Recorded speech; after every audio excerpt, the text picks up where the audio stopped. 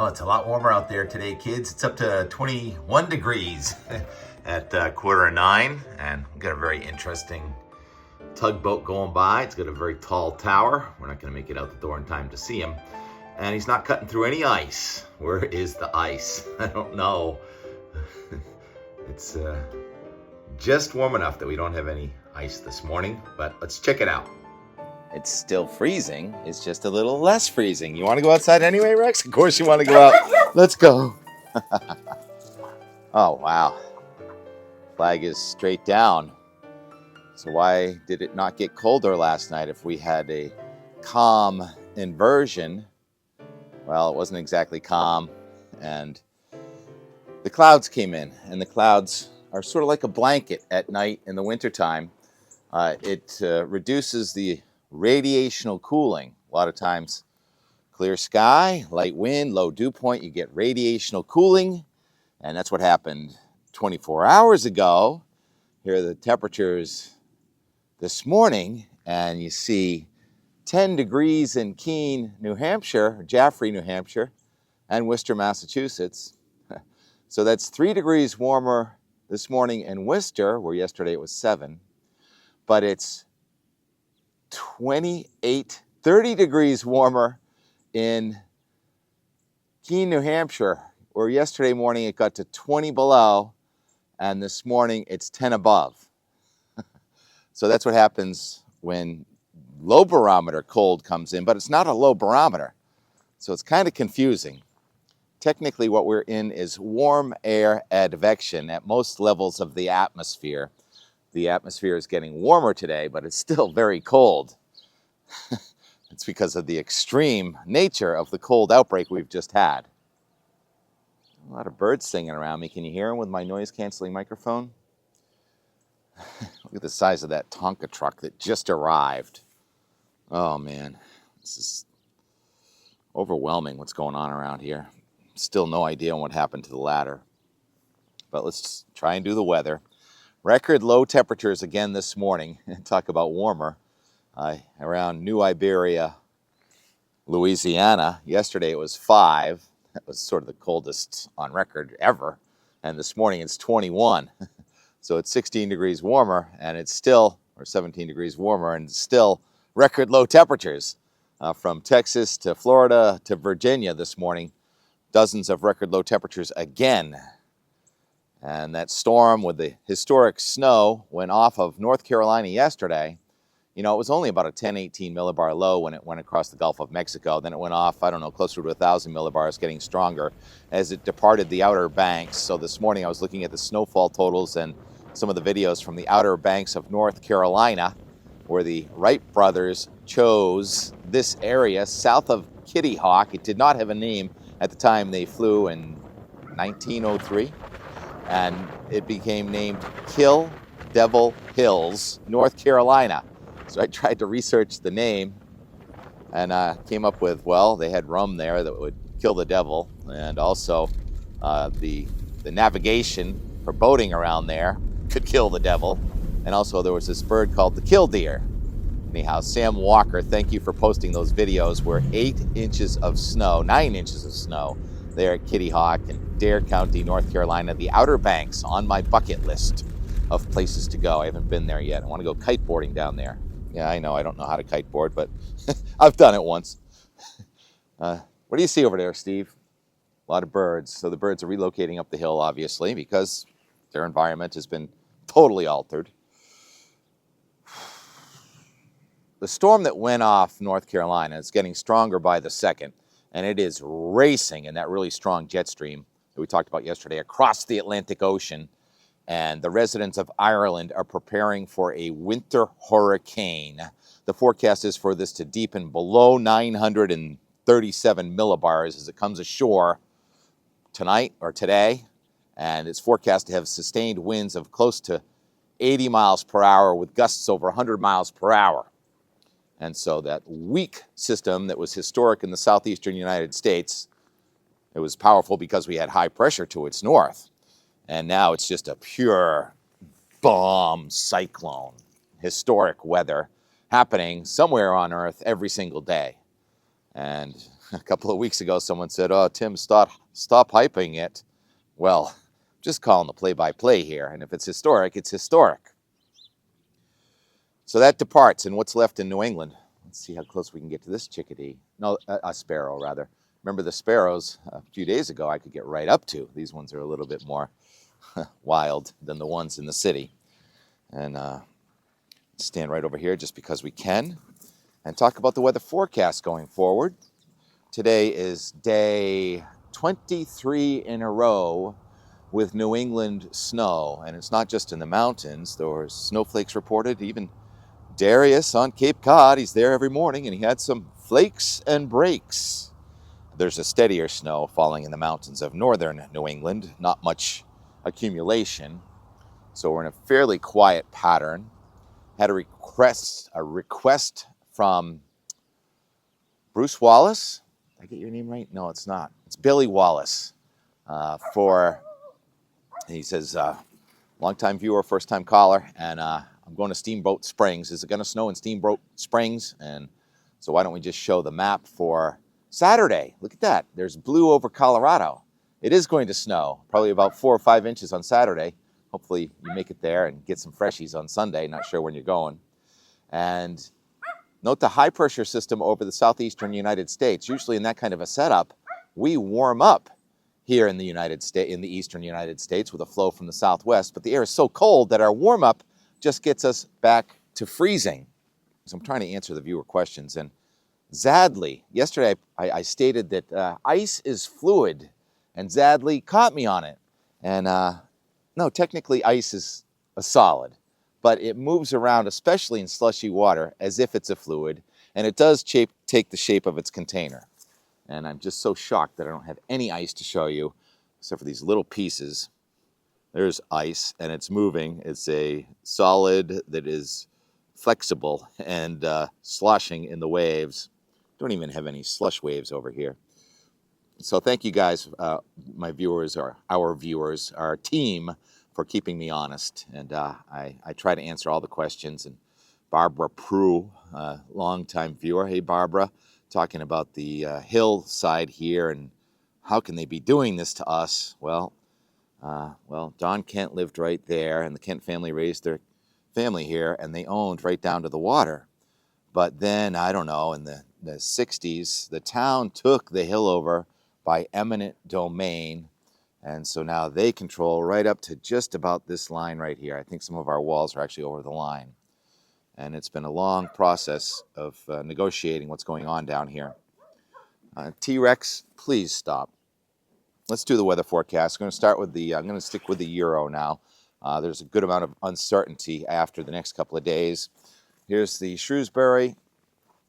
You have the temperature warming up to the mid-20s today, about 5 degrees warmer than yesterday, good amount of sunshine. I think these clouds are going to dissipate.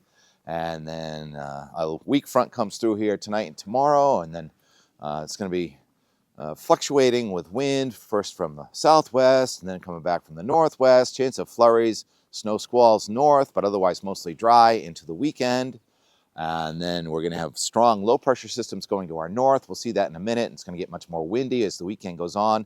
It'll be snowing up north, clouds, maybe some flurries in the south here. Shrewsbury representative for sort of southern New England, central New England.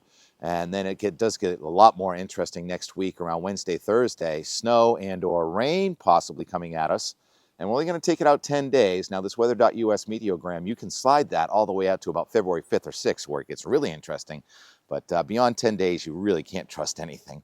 And so February 1st is a Saturday, and at that point, we will be back in some colder air, but a lot warmer than it had a couple days ago. It had Saturday, February 1st, around 2 below zero. Then yesterday it was 16. Now it's up to the lower 20s with a pretty good chance that we'll have a new layer of snow on the ground by then.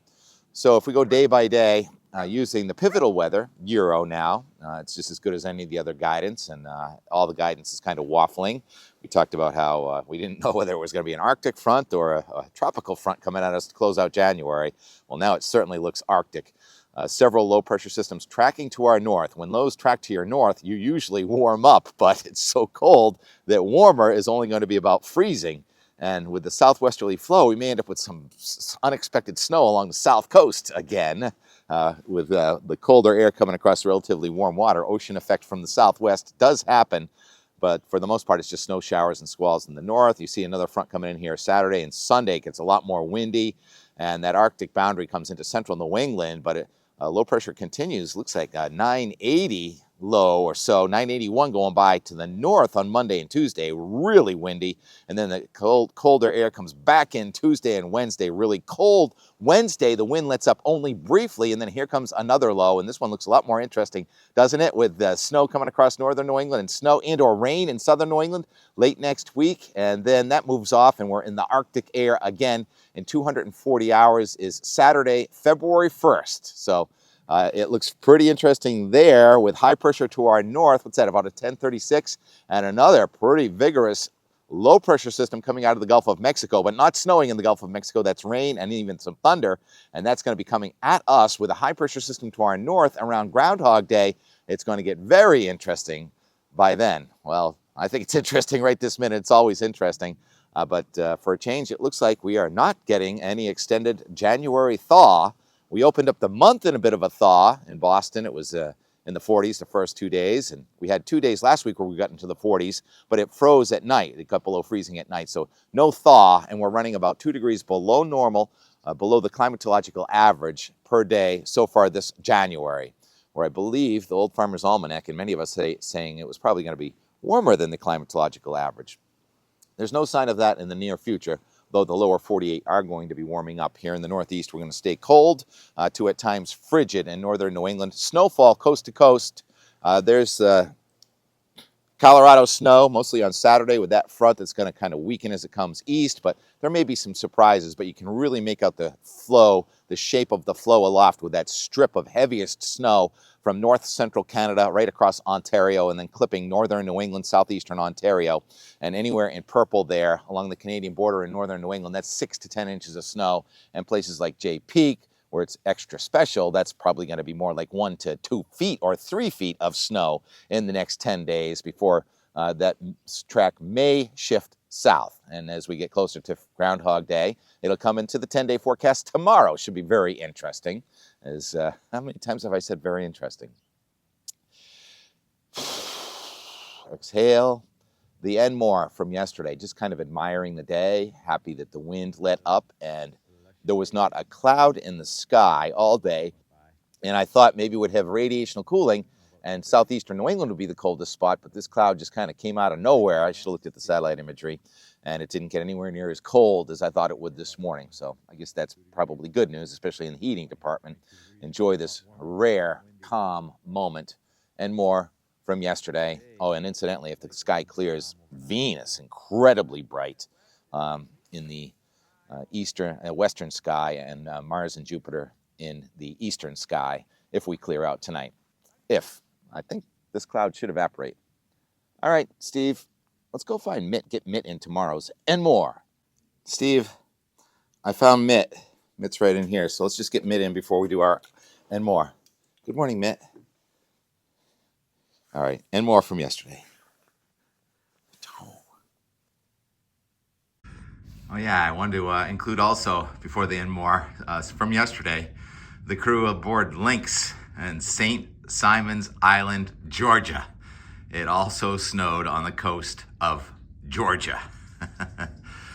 Lynx will be coming back our way in just about 4 months. We'll see you soon. Thanks for sharing, Captain and crew. Captain Peacock and crew of the tall ship Lynx. 11:11 a.m. 01222025 Wednesday. Let's see if Steve wants to come in as soon as you open the door. Here's the birds. Here comes Steve, making his way around the deepest snow. You've been out the door now for a couple of hours until I was done editing, but you were standing in the sun and it looked pretty good. Oh, focus. All right, you can come in now. You can come in whenever you want, really, but he likes the sun. There's the foreman. Hey, Mr. Foreman. You seen a 20-foot aluminum extension ladder anywhere? Can't think that anybody would pick it up and carry it down the hill, but it's quite the mystery. Little slush waves. Boat just went by. It's, I don't know, about 2:30. And look at that. Flag is gone still. I don't know, I think we're about 22 degrees. Funny how 22 degrees feels a lot warmer when it's not windy. So if we can stay light wind and calm overnight, we should have more widespread ice in the morning. I think we'll have a little and more as the sun hits the horizon. Looking over towards Quincy, fun reflection and refraction of waves. Tonight could be very interesting, actually. Fun watching the ice kind of form right before our eyes. But as high pressure moves off the coast into Maine, we may have a bit of an onshore flow. And it could bring some snow flurries in, especially Cape Cod from the east and northeast.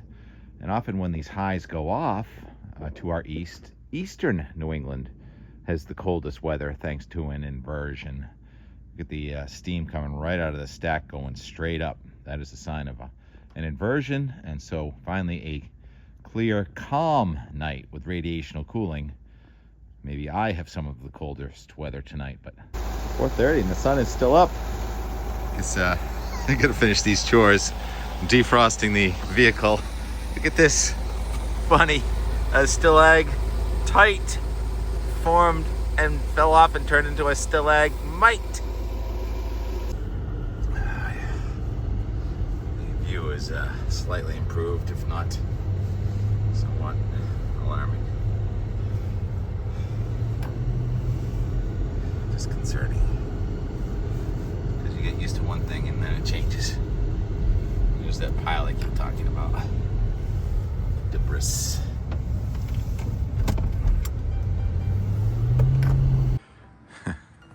Freshies. TK got freshies at Bert's. Alright, that's it. And more and more and more.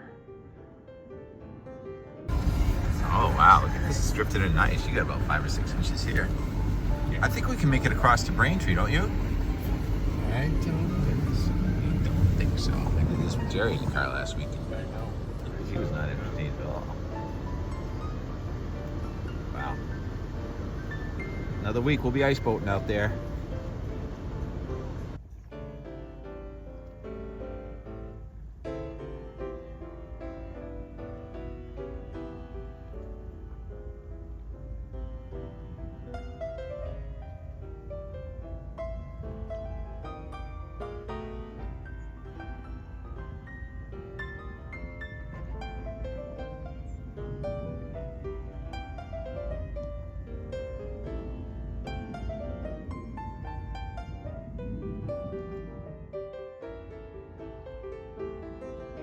Ta-da!